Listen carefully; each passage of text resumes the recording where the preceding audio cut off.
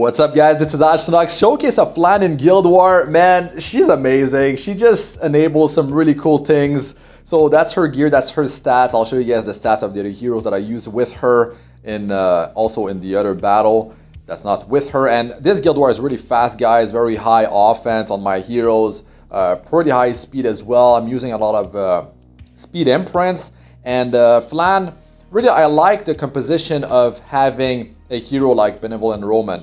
Right, with Tagil's Ancient Book, he's got the attack percentage imprint, so I can just remove their immunity, I can potentially silence them, and then that's in my 20 souls. For my Flan, Soul Burn skill 3 of herself into the S2 that pushes my Cleaver, which is like Bloodblade Karen, Vildred, like super high impact, super big damage, and my heroes have ridiculous offense, and you guys know, like with Defense Break, just allows you to deal so much damage.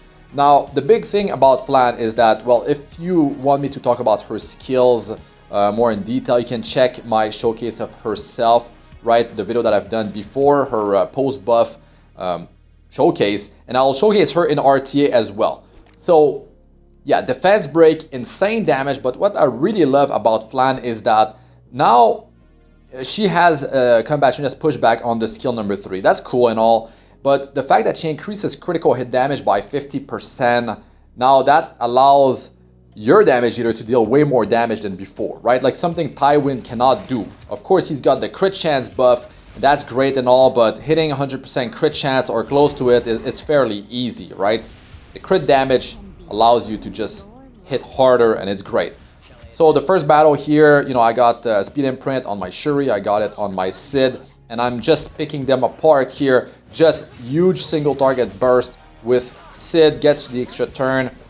Of course, Moonlight Dreamblade on Vildred, right? So Shuri goes here with the AoE attack and the CR push for the rest of the team. And I mean, with this team, right, triggering dual attack, calling Shuri, allowing me to push the combat genius even more.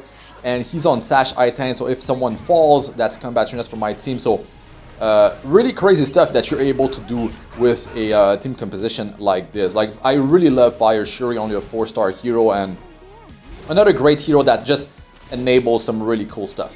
Okay, so back to Flan, right? The fact that you're not doing damage with the skill 3, you know, to land a defense break, and you're not only landing defense break, you have unhealable. So if you have a hero on a rage set, even if the defense break doesn't land, well, Benevolent Roman could land silence, and then Flan, well, unhealable. So that's good that you're able to have that sort of like fail back, and maybe with the rage set and the crit damage buff from her skill 2, this might allow you to down that target, right? So here we go, Defense Break is on everyone. Now I'm pushing Vildred, he's missing speed buff, and that would give him more damage if I had it, but I got my Soul Burn because of the Unseen Observer artifact, and look at that damage. I mean, it's ridiculous. It's ridiculous, and he would have gotten an extra attack from his passive if someone somehow didn't go down, right? Always great. So here we got Bloodblade Karen instead of Vildred. She hits like a truck, she's on rage, and I mean, I love using her extra turn if she downs anyone. Huge damage. And for these heroes, you need a decent amount of speed, right? Benevolent Roman, I mean, you got the potential silence, which is great when it does land, and it makes it so the enemy team cannot really do much. They're going to be stuck with like their skill 1, and they're way less dangerous because of that. Now Flan, the big thing is that, like I said, the skill 3 doesn't hit, right? It's not damage. So that means if you're going against like Earth heroes, it doesn't matter, you can land your defense break. It's just amazing, right? Look at the damage, it's ridiculous. Not even defense break on Ravi, which you guys know, like, she's a pretty tanky hero, right? It doesn't matter, with rage set and the crit buff, she still does like insane damage, right? There's no Aureus, I believe, in that team comp. I don't think there was. So yeah, even more damage in the 3v3 format. It's easier to deal damage. And I mean, this Guild War is very fast, very high offense, and I love to just, you know, do these type of battles in my on my first account. just a good time, man. A very different playstyle compared to my other accounts. But the fourth account has a similar playstyle, but nowhere near the same amount of gear. Now Flan, skill 3, no damage, doesn't have to hit, versus Earth, amazing stuff. And then even versus evasion-based heroes, doesn't matter. It doesn't matter. So of course your hero that removes immunity needs to deal with evasion-based heroes. So if they are on immunity set, it might be rough to actually remove that for having to get your Flan to actually land her defense break on healable CR pushback. So that's an issue. Skill 1, big damage from this group composition. I got my Tenebria here to deal with this martial artist Ken if things go south. And on the second team composition, I lost my bro, man, my benevolent Roman, so I had to go with someone else. And I went with top model Luluka. Big damage versus Apocalypse Ravi here. Of course, the miss versus Lilius. And I'm gonna continue working on the Lilius here because, I mean, this, if it gets resisted, right, which it would happen versus immunity, ML Ken, of course, he would just counter-attack her. But I'm using her skill 1 because it cannot be countered versus ML Ken. I target Lilius because if you target ML Ken and it triggers a duo attack with one of your other hero, well, ML Ken will counter-attack that hero. So that's something you have to remember and be careful about.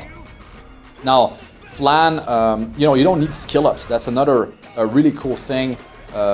Right, like we all need MolaGora, and if you can use a hero very effectively without investing MolaGora, that's a big deal right there.